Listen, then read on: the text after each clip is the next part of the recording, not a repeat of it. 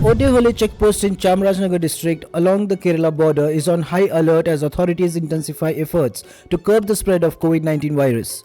Dr. Chidambaram, the district health officer, conducted a field inspection to ensure the readiness of the region. Individual vehicles are being thoroughly inspected and awareness campaigns are underway at the state and Kerala border to prevent the transmission of the Corona substrain JN1 identified as the cause behind the surge in Kerala. Stringent measures including checking all vehicles and screening individuals with symptoms such as fever, cough and other respiratory problems.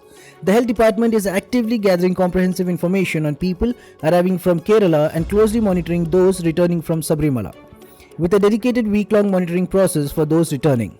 Asha workers have been deployed for inspections in border villages and daily checks are being conducted on Sabrimala devotees. Meanwhile, Kodagu is also on high alert as COVID-19 cases rise in Kerala.